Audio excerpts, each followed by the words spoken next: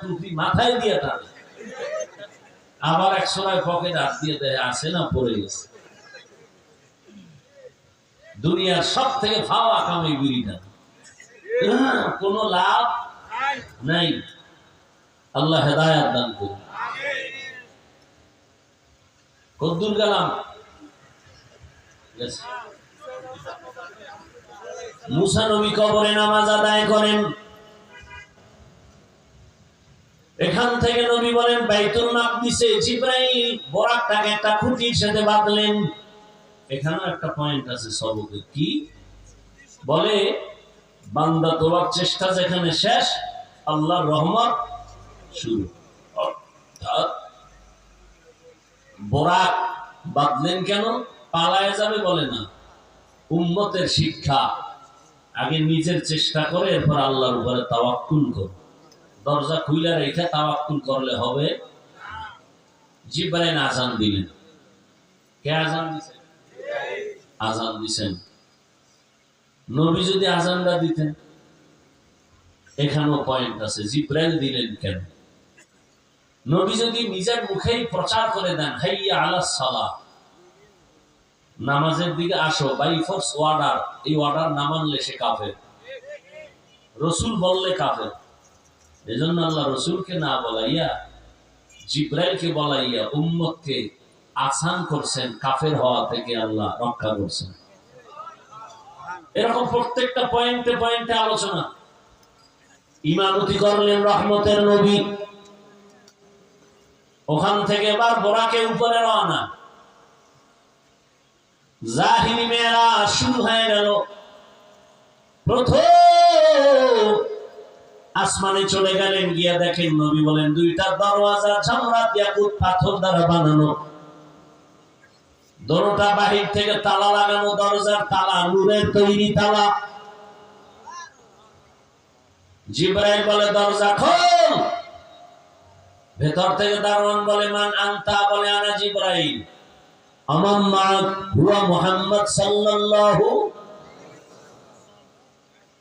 নবীজিরে নিয়ে এসি, দরজা খোলো। তার অনুমতি আসেনি রবের পক্ষ থেকে? বলে হ্যাঁ। তাদের চাবি তো আমার কাছে নেই।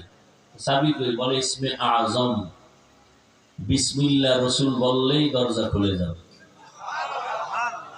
দুই দরজা, প্রত্যেক আসমানে দুই দরজা। একটা দরজা দিয়া আরশে আজিমে আমাদের আমল চলে যায়, আর এক দরজা দিয়া মুমিনের হালাল রিজিক চলে আসে। রহমতের নবী বলেন ঢুকলাম, প্রথম আসমানে ঘুরলাম, দেখলাম। এভাবে কয় আসমান? 7 আসমান। প্রত্যেকটা আসমানে নবী কি দেখছেন ঘটনা আছে না? বলতে গেলে 1 মাস লাগবে পুরা মেরাজের কাহিনী। নবী বলেন 7 আসমানে চলে গেলাম, ঘুরে ঘুরে দেখে দেখে এখানে একটা ঘর দেখলাম বাইতুল্লাহর মতো, বাইতুল মামুর। এটা পাথরের তৈরি বাইতুল্লাহ, আর ওটা হলো নূরের তৈরি বাইতুল মামুর। ফেরেশতারা তাওয়াফ করে, ওটা ফেরেশতাদের কাবা। ওখান থেকে আমি উপরে গেলাম সিদরাতুল মুনতাহা, একটা বড় বড়ই গাছ। বড়ইগুলো কেমন? তেলের ড্রামের মতো এক একটা বড়ই। পাতাগুলো কেমন? বলে হাতির কানের মতো বড়। এইবার বোরাক শেষ, অন্য বাহন আসলো। নবী বলেন এবার চললাম উপরে। যাইতে যাইতে যাইতে যাইতে অনেক স্তর পাড়ি দিলাম, পানি, বাতাস, আগুন। অনেক উপরে গিয়া দেখি এক পর্যায়ে পানি আর পানি। পানি দেওয়ার পরে গিয়া দেখি উপরে নূরের তৈরি আরশে আজিম। 8 জন ফেরেশতা কাঁধে নিয়ে দাঁড়ানো আছে। জমিন এদের সাথে, জমিনের নিচে এদের পা। ওই ফেরেশতারা জানে না এদের কাঁধের উপরে কি। নবী বলেন আমি আরশে আজিমে যখন ঢুকতেছি, জুতা খুলতেছি, রবের পক্ষ থেকে আওয়াজ আসতেছে জুতা সহ ঢুকেন। আরশে আজিম জুতা সহ আপনাকে চায়। নবী বলেন ঘুরে ঘুরে সব দেখলাম, এর উপরেই আল্লাহর কুরসি, চেয়ার, 70,000 নূরের পর্দায় বেষ্টিত। ওই কুরসিটা 8 জন ফেরেশতা গাদি নিয়ে দাঁড়ানো। এদের পা 7 জমিনের নিচে। এবার আল্লাহ তাআলা আমাকে কাছে নিতেছেন, কাছে নিয়া পর্দা একটা একটা খুলেন আর কাছে নেন। ওখানে নিয়া আল্লাহ আমার সাথে মজার মজার আলাপ করেছেন। এবার আসেন আয়াতে আল্লাহ কি বলতে চান। সুবহানাল্লাযী আসরা বিআবদিহি লাইলাম মিনাল মাসজিদিল হারাম। আল্লাহ তাআলা বললেন, আমি ভ্রমণ করাইলাম আমার প্রিয় বান্দাকে। কাকে? এখানে বান্দা বলতে কে? নবীজি না? এখান থেকে কিছু কথা খেয়াল করুন। আল্লাহ তাআলা কোরআনের সব নবীদের নাম ধরে ডাকছেন, ইয়া মূসা, ইয়া নূহ, ওয়া নাদাইনাহু ইয়া ইব্রাহিম। আল্লাহ সব নবী রাসূলের নাম ধরে ধরে সম্বোধন করলেন, কিন্তু একমাত্র রহমতের নবীর নাম আল্লাহ ধরে কোরআনে কোথাও ডাকেন নাই। তবে নাম না ধরিয়া এমন এমন দামি অলংকার যুক্ত শব্দ দিয়া আল্লাহ সম্বোধন করেছেন, যেই শব্দ ব্যাখ্যা ছাড়া বোঝা বড় কঠিন। আল্লাহ আমার রাসূলকে ডাকেন, ইয়া আইয়ুহাল মুযাম্মিল কুমিল লাইলা ইল্লা কালিলা, ইয়া আইয়ুহাল মুদ্দাসসির কুম ফাআনযির, ইয়াসিন, তাহা। নবীকে সম্বোধন করলেন, ইন্না আরসালনাকা শাহিদাও ওয়া মুবাশশিরাও ওয়া নাযীরা। নবীকে গুণবাচক শব্দ দিয়ে ডাকলেন, লাকাদ কানা লাকুম ফি রাসূলিল্লাহি উসওয়াতুন হাসানাহ। নবীর আল্লাহ সম্বোধন করলেন, ইন্না আতাইনাকাল কাউসার, কাউসারওয়ালা।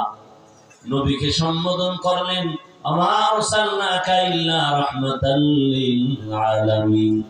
বুঝেন বুঝেন, শব্দগুলো কি অনেক দামি, কিন্তু মেরাজের মতো একটা ঘটনা, এত বড় যে ঘটনাটা আজও কোনো নাস্তিক মানতে পারে না, সেই অলৌকিক একটা অবিশ্বাস্য ঘটনা, এখানে কেন আমার আল্লাহ নবীরে এমন একটা শব্দ বলছেন যেটা একেবারে নরমাল, বান্দা। কেমন নরমাল? আমরাও বান্দা, হিন্দুরাও বান্দা, ইহুদিরাও বান্দা, খ্রিস্টানেরাও বান্দা, আমার রাসূলও বান্দা। এই নরমাল শব্দ বললেন কেন? এর চারটা কারণ। কয় কারণ? একটা কারণ বলে মোনাজাতের দিকে চলে যাব, খেয়াল করেন। আল্লাহ পাক এখানে নবীকে বান্দা বললেন কেন? এক নাম্বার কারণ, নবী নিজে নিজেকে বান্দা বললে খুশি হন।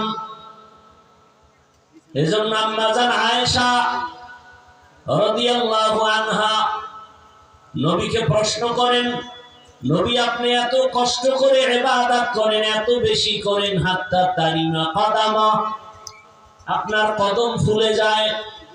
নবী কি জবাব দিলেন? আফালা আকুনা আবদান শাকুরা, আমি কি আমার রবের শুকরগুজার বান্দা হব না? বান্দা বড় দামি, অনেক দামি শব্দ। নবী বলেন, আমি বান্দা নিজের বলতে পারলে ভাল লাগে। এই জন্য কামড়া ঘটছে কোথায় কি দেখছেন নি?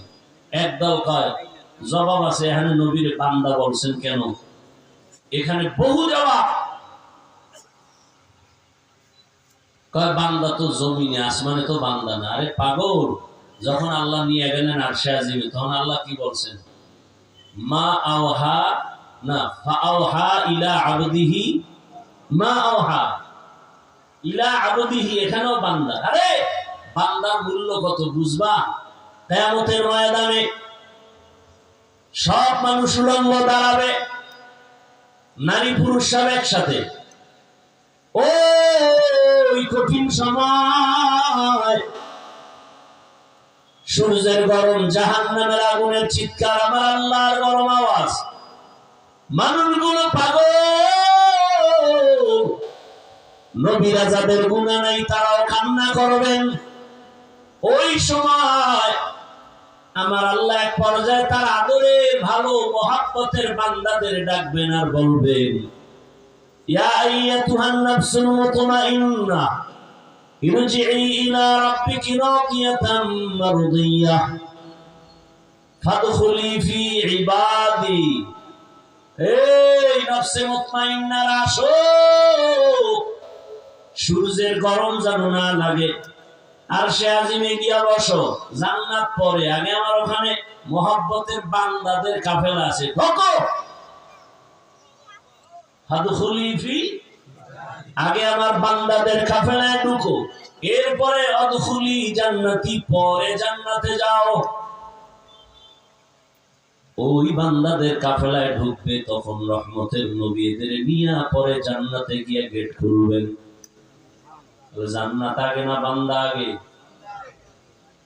নবীর জিগা, আপনি যে আমার বাড়ি আইলেন, কি নিয়ে আইছেন? নবী বলেন, আত্তাহিয়াতু লিল্লাহি ওয়াস সালাওয়াতু ওয়াত তাইয়্যিবাত, তিনটা লইছে।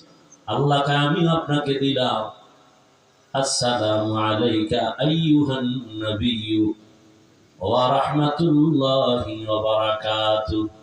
এখানে কত কথা। নবীরে কি দিলেন আল্লাহ? সালাম। সিস্টেম কি? আসসালামু আলাইকা আইয়ুহান নাবিয়্যু, আগে কথা না আগে সালাম? আগে সালাম না কালাম? আগে সালাম পরে কালাম। ইয়া নবী সালামু আলাইকা, এটা তো আগে হইল কালাম পরে সালাম। এটা আল্লাহর সিস্টেমের উল্টা, রাসূলের হাদিসের উল্টা। আর ইয়া নবী সালামু আলাইকা, এটা তো পৃথিবীর কোন একটা দুর্বল হাদিসেও দুনিয়াতে কোথাও নেই। নবীর এই সিস্টেমে সালাম দেওয়া কে শিখাইল? পৃথিবীর কোন হাদিসে নেই, একটা জয়ীফ হাদিসেও নেই। না আবু হানিফা এইভাবে রাসূলকে সালাম দিছেন, ইমাম বুখারী দিছেন, একটা প্রমাণ দিনে আমি এর পক্ষে দাঁড়ায় যাব। ইমাম মালিক এভাবে রাসূলকে কোনোদিন সালাম দেন নাই, ইমাম আহমদ বিন হাম্বল দেন না। এখানে অনেক কথা আছে না, ছেড়ে দিলাম। আল্লাহ সালাম দিলেন, নবীকে আমি একা নিব কেন? আসসালামু আলাইনা, দেখেন, ওয়া আলা ইবাদিল্লাহিস সালিহিন, আমার নেককার বান্দা। এখানেও কি? এবার কথা কিন্তু আত্মাহিয়াত পুরো শেষ হইছে, হয়নি।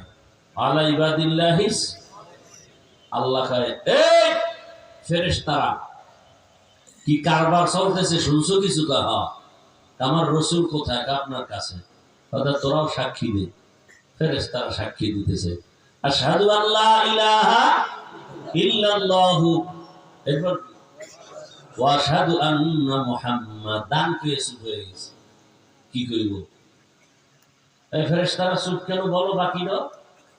রাসূলুহু, না না হবে না, আমি দিছি রাসূল, আর আমার রাসূল কয় তারে বান্দা বললে খুশি, অতএব তার কথা আগে নাও, আমার কথা পরে নাও, আমার বন্ধুর কথা আগে লাগাও, কারণ আমার বন্ধু বান্দা শব্দটা মজা পায়, এজন্য আগে নাও। আর আমি যেটা দিছি এটা শেষে নিয়ে যাও।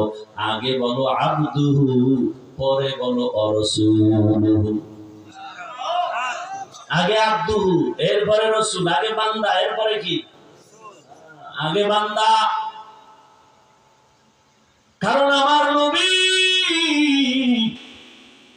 আল্লাহর বান্দাদের মধ্যে দামি বান্দা। আল্লাহ মেরাজের রাতে রাসূলকে ডাক দিলেন বান্দা বলে, চার কারণের এক কারণ, বান্দা বললে আল্লাহ রাসূল খুশি হন।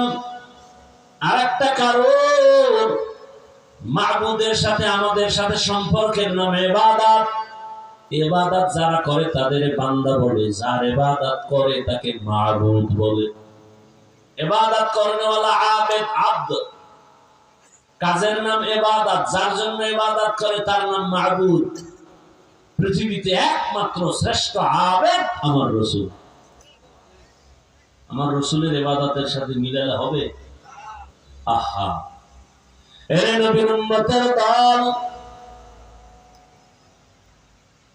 আমার নবী কি পরিমাণ কষ্ট করেছে বয়ান করলে শেষ করা যাবে না।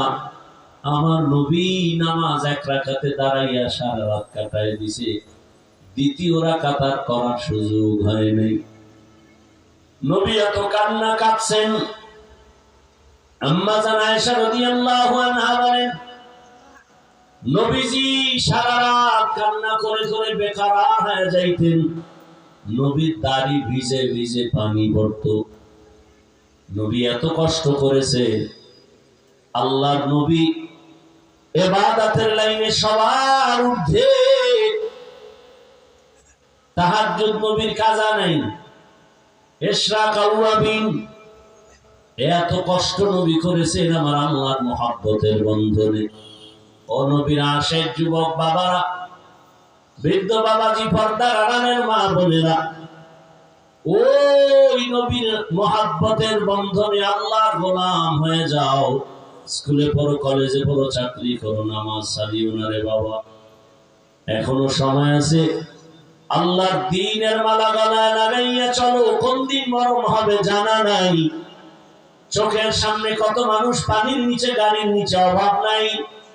অনুরোধ করে বলি, আল্লাহর কাছে তওবা করো।